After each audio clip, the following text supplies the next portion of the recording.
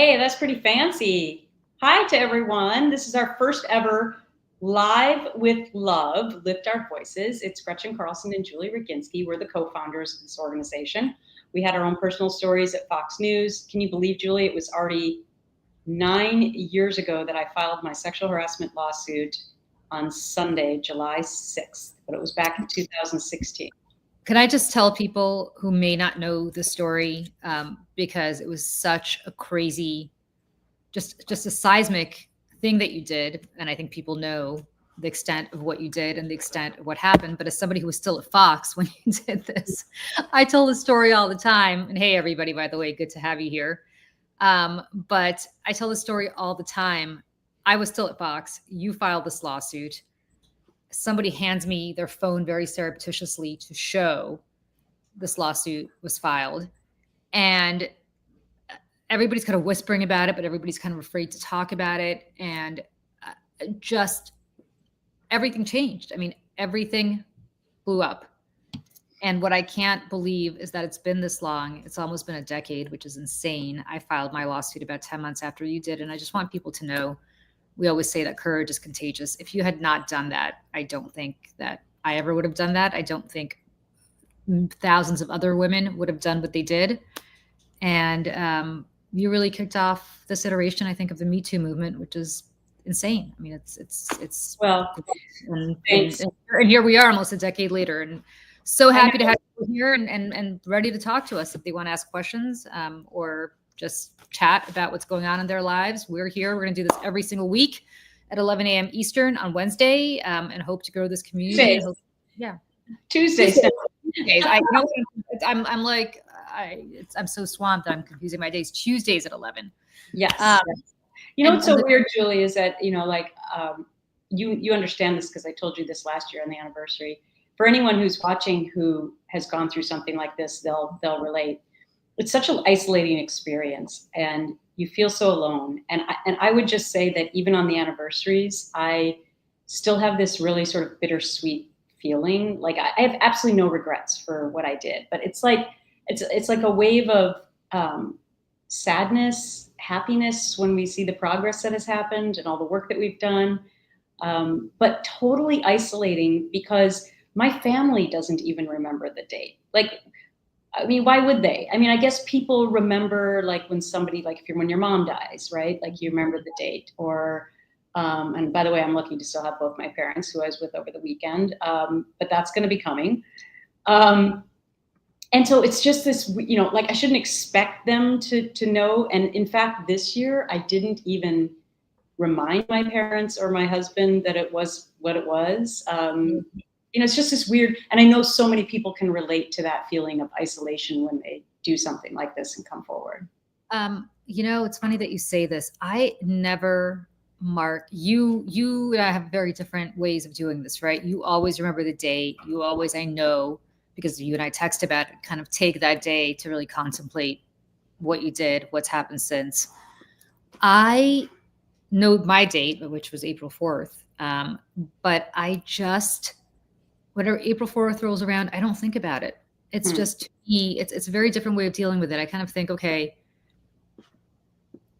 let's just, psychologically, I think it's interesting how both of us have very different ways of dealing with it. I also think what you said about isolation is so right, because I remember the day that I filed, the next day, I had to go to Fox, but that day I had to take my son to a class field trip for his nursery school to the Metropolitan Museum of Art. And I felt I was among so many people. I'm in New York. I'm among other parents who I know at this preschool, but I felt so alone and just it was an out of body experience. And, totally.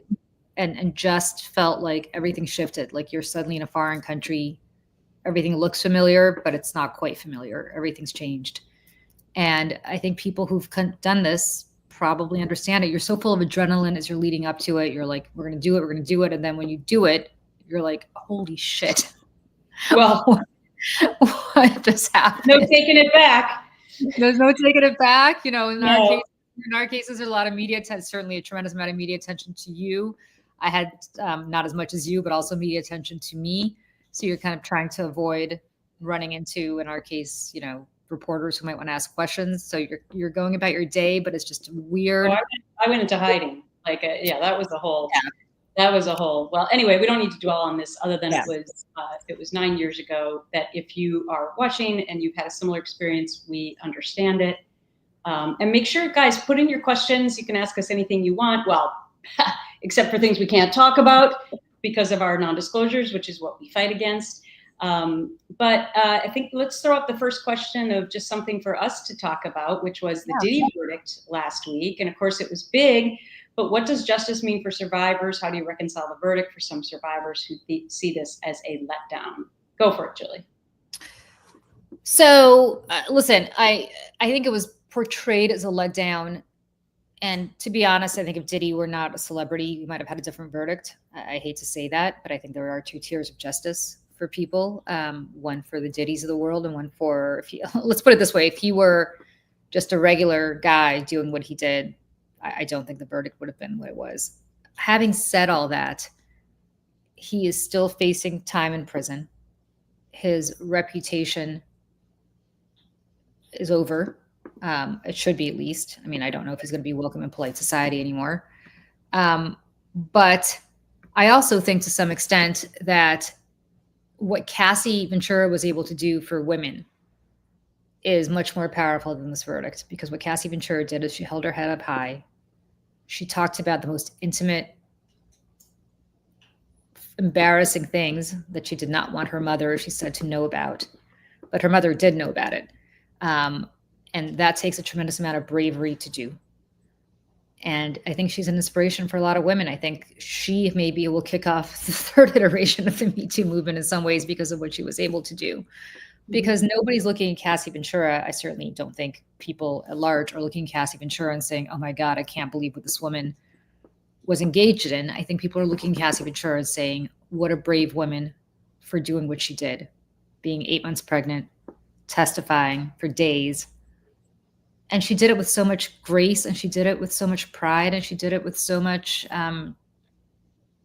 just inspiration, I think, for a lot of us. Mm-hmm. But I would just add to that, I agree with all of that.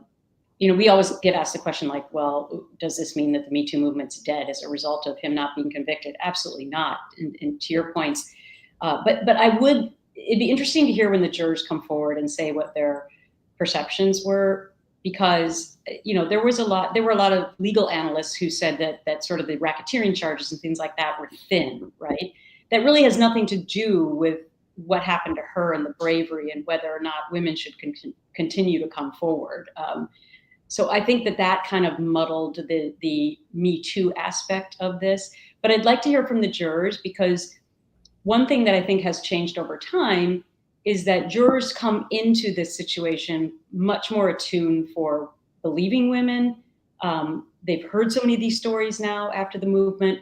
They tend to have a different perspective of, oh, well, she deserved it or whatever, or penalize the victim. But I still think there could have been an element, which proves that we have more work to do, of, well, why did she send the text back that she, wanted to do the freak-offs? Why did she say this? Happened to me after I came forward with Roger Ailes. They released all the thank you notes that I had written him over time.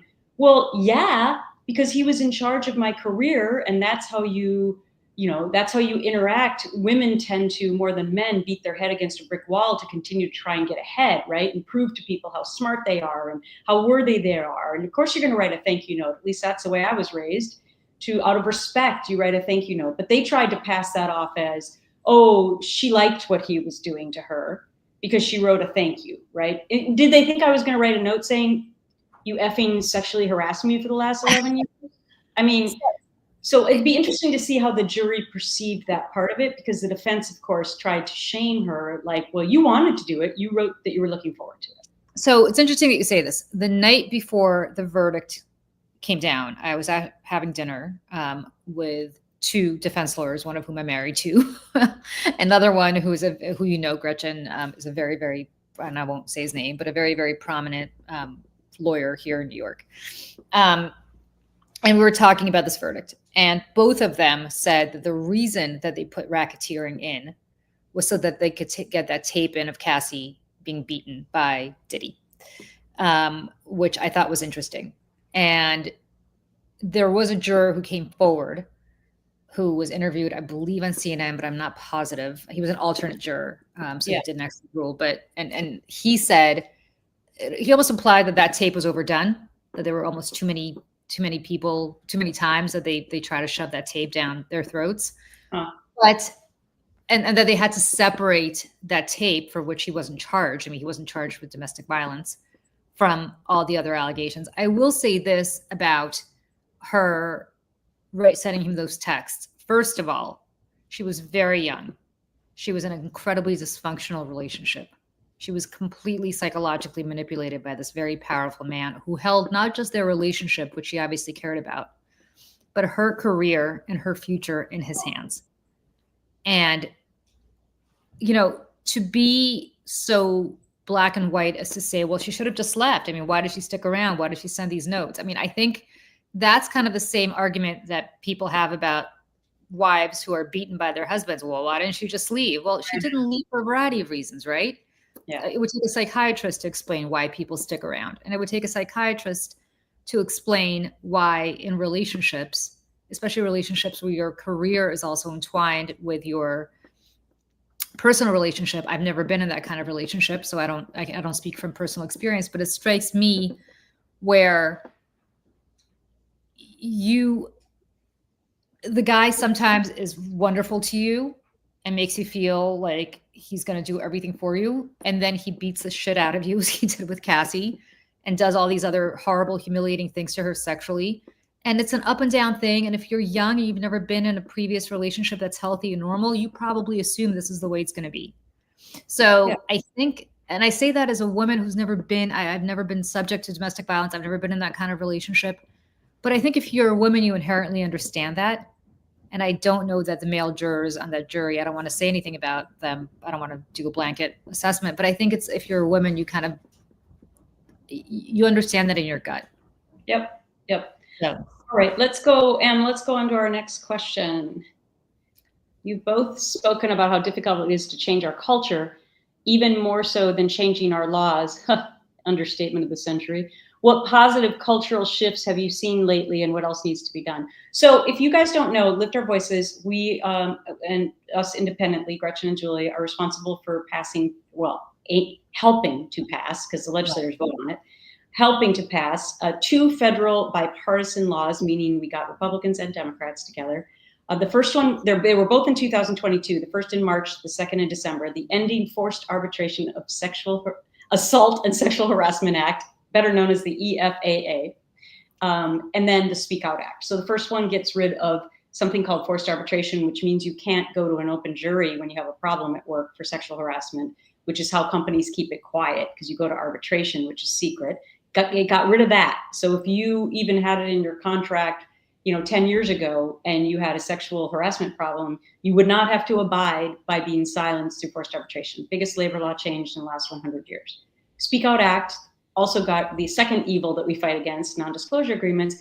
It got rid of pre-dispute NDAs for sexual misconduct in the workplace, meaning if you're like 1/3 of all Americans and you sign an NDA on the first day of work, you think it's just to protect trade secrets. But 1/3 of all Americans sign these NDAs that you're signing away your voice for anything that happens to you in the future, which is crazy. That law got rid of that for sexual misconduct. Those were huge hurdles to get over, especially in this hyper-political time that we live in. But Julie, take it away from me about how it's even more difficult to change the culture. So look, laws are laws, right? As long as people abide by them, as long as people know about them. The part of the problem with our laws, and I think this is just something that should have been included in these laws, but I'm not sure if those kinds of mandates would have been too far for Congress. But it was, I think. Yeah, is that we can pass these laws, but if you're not aware of them, it's up to you to be aware of them. In other words, people can still put forced arbitration provisions in your contract. They can still put NDAs in your contract, and it's up to you to know that if you've been sexually harassed or assaulted, it doesn't apply to you. And if you live in 47 of the 50 states. So the problem is that first, education is really important. People really need to know about that. And secondly, I mean, culture is culture. And the Diddy thing is a great example of that, right? NDAs up the wazoo. I'm not sure that these women knew that they could come forward and talk about stuff as long as they didn't file well, in California, actually, they could have come forward, period. There's no NDAs in California. So all of that, I think, is really important for people to know. And I think part of the reason that we're doing this show, and we're going to continue to do this show, and we speak out and about this stuff, and Gretchen and I jump on planes and fly. We both live on the East Coast, fly to the West Coast at the drop of a hat, as we're doing in a couple of weeks to talk about this stuff. I mean, we will go anywhere and talk to anybody about this. And I think it's important for people to also do their part, to educate people about what their rights are. You have more rights than you know because of the laws that we help pass. Yeah. The key here is to make sure that you know about them, because that's how you change culture. Because the next time your boss grabs your ass, quite honestly, and says to you, and you complain about it, and HR says, oh, we have to arbitrate this, it is up to you to say, actually, we don't have to arbitrate this. We can go to court because I now have the right to do that under the Enforced Arbitration of Sexual Harassment and Sexual Assault Act. And the problem is that people don't know. So, Oasis, great question. Let me just answer this. The federal law that we help pass. Say what the question is. Sorry. The question is this only for sexual misconduct, or does it cover discrimination or workplace bullying? Okay. So I don't know which state you live in, but if you live in the United States, the Ending Forced Arbitration Act is just for sexual misconduct. The Speak Out Act is just for sexual misconduct prior to you taking any kind of action, like filing a lawsuit or filing a complaint with the EOC. If you live in California, New Jersey, or Washington State, it covers everything, not arbitration, but NDAs. You can speak out about this for anything. It covers workplace bullying, it covers discrimination, any kind of workplace toxicity. So I don't know what state you live in, but if you live in one of those 3 states, that's great. You can talk about it. If you live in any of those other 47 states, it does just cover sexual misconduct. We're working on it. We as an organization believe in getting rid of it for everything. Our legislative approach and strategy was to handle sexual misconduct first. That's kind of what we were known for, what happened to us. But we have the Protecting Older Americans Act that has passed the Senate Judiciary Committee that would get rid of forced arbitration for age discrimination. And then we will continue the fight. So we have gender discrimination, race discrimination, LGBTQ+, disability, I mean, on and on. So this is a long haul. Sometimes people say to us, oh, your work's done. It's like, well, no, actually, we're just getting started. And to really get these over these hurdles, you have to have the right makeup of Congress. That's why people's votes count so much in this process. Typically, our issues tend to be more Democratic issues. Harder to get Republicans on board, but we managed to on those first 2 federal laws, and we're working on now the third. I see another question there. Do you think those in ongoing pending litigation for workplace abuse, retaliation, harassment, so forth, should they continue to fight in court or tell their story? I think that's what you're asking. Yes, I mean, it's such a personal decision whether or not you decide to come forward. If you have an NDA or you have a forced arbitration clause, you can't. Like legally, you can't, other than if it's sexual misconduct, then you can on the NDA. But for other forms, it's just such a personal choice, because back to our culture question, we still live in a society that may penalize you, unfortunately. And that's why we're working so hard to make these issues more normalized in our society, so that people start asking questions about what contracts they're signing, what's in their employee handbook, and that people start to change their perceptions. And as we were talking about with the jury, like they start to understand how this all fits together and how companies have been able to hide this behavior with these silencing mechanisms for years and years. They've exploded since the early 1990s. So coming forward is such a personal choice, depending on what your status is and whether or not you can face that kind of penalty, potentially. Yeah, we're always both Gretchen and I came forward and told our stories very vocally, to the extent that we could. So understand, we're still bound by our NDAs at Fox News.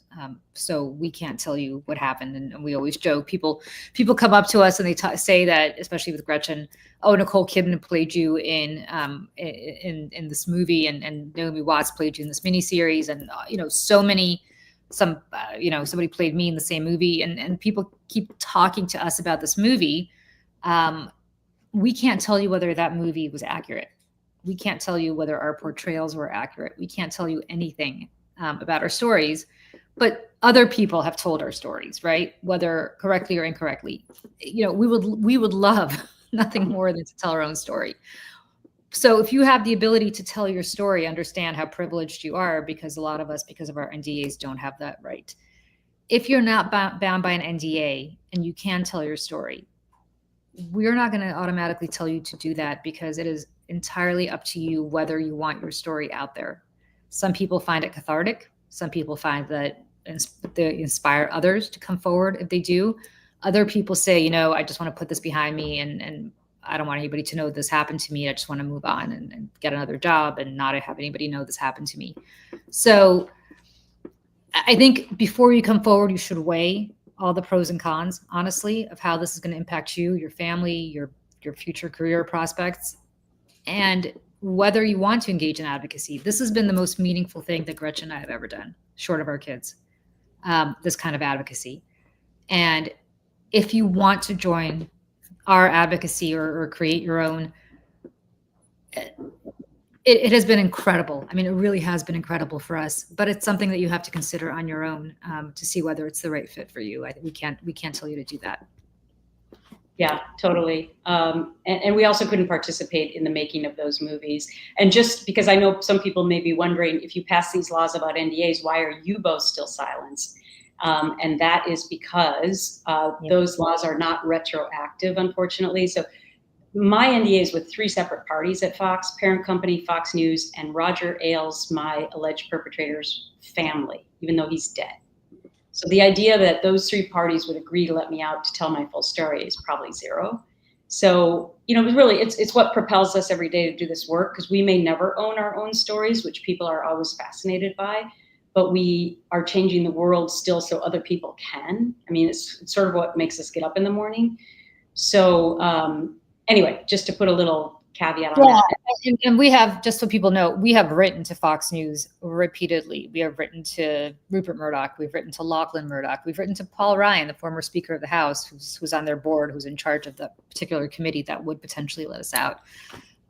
Never had a response, which means that obviously they don't want to let us out. And what we always say is, if they have changed the culture at Fox News, which they constantly talk about changing after Roger Ailes left, if things are so great at Fox now, why wouldn't they let us out of our NDAs? I mean, there's nothing more to hide, right? If things are good, if everybody's gone who's a bad actor there, but apparently they, for whatever reason, don't want to let us in. So Renar Brennan from Instagram: as a man and part of the 43%, how can men be a part of the LOV landscape?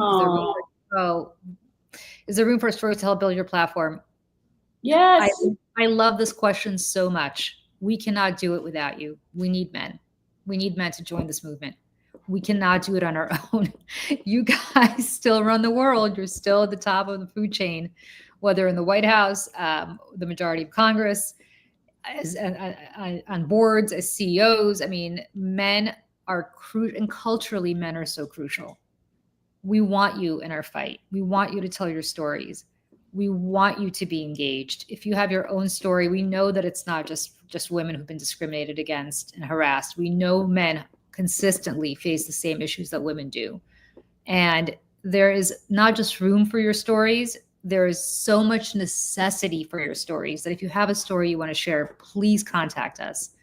Tell us. Well, we want you involved. We need you involved. I would just add the not only if you're also a survivor, but big picture, because of what you said, Julie, about men still rule corporate America, et cetera, and a lot of work environments. We need you to help us in the sense of understanding our issues and how women are potentially treated different in the workplace than men. And to also, if you happen to be in a position of power, to set the bar high with all of your employees and start to change the culture by saying with that power that we're not going to tolerate this kind of behavior, whether it's racial, gender discrimination, whatever it is, sexual harassment, we're not going to tolerate it. I'm setting the culture here. And we're actually going to reward people who have the courage to come forward and say something bad happened to them. And we're going to investigate it independently. And we're going to get rid of the bad actor. We're not going to get rid of the person who had the courage to come forward. We as an organization are trying to get those people to stay in the workplace. Why should they be penalized?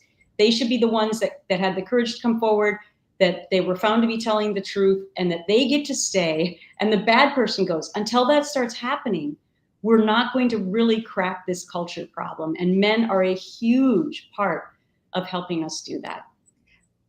I'm gonna just, we gotta run, but I'm gonna just read one more comment here from Elia Fulmano. Got to set up some live stream watch parties for baseball, football, WNBA, build that community. You do not want to get in between Gretchen Carlson and a Vikings game during football season. So maybe we could set up a watch party if the Vikings ever play my long-suffering Giants. It's kind of they do, December 21st. Well, it's going to be very embarrassing, but we could set up that. Maybe we could set up that watch party on December 21st. Gretchen can gloat because I think we all know how this game's going to go. Oh, well, and, yeah. But I'm having my own battle with my own son, who is also a Giants fan, and I'm like, wait a minute, why aren't you a Vikings fan? Oh yeah, you live near New York. You didn't raise him right. You raised him to be suffering. But actually, it's a really good idea, because to get into the sports world, where we all know that it's rife with potential problems against women, a lot of good things are going on too. But that would be a good place. The last thing is that in the UK, Can't Buy My Silence is doing similar work. They just got a law passed. They did. Big NBA. Look, my head's still in sports. NDA law, and we're very grateful. We partner with them, and we each support each other. And so this is really a global effort. It's also a lot of stuff going on in Australia and Canada, et cetera. So we all got to work together as a team. And Zelda Perkins, who runs one of the women who runs Can't Buy My Silence in Britain, is a survivor, Harvey Weinstein survivor. She came forward. We work together a lot. She's a great friend to this organization and to us. And we are so thrilled for Zelda. This has been decades in the making for her. She has been tireless as an advocate. And the fact that she got this done in the UK, we were thrilled. We might, fingers crossed, have a webinar in the next couple of weeks with Zelda about her work and our work. And we hope all of you join. You guys, we are immensely touched that so many of you joined us this morning for our very first Lift Our Voices Live with Love. We are going to do this, as I said at the start, every Tuesday at 11 a.m. And we would love for you guys, 11 a.m. Eastern, we would love for you to join. We want to build out this community. Men, we need you. Join us every week. Join our movement. And women and everybody else, we are thrilled that you're here, and we are going to continue to do this. So thank you so much for joining all of us, and we will see you next week. Bye, everybody. Bye.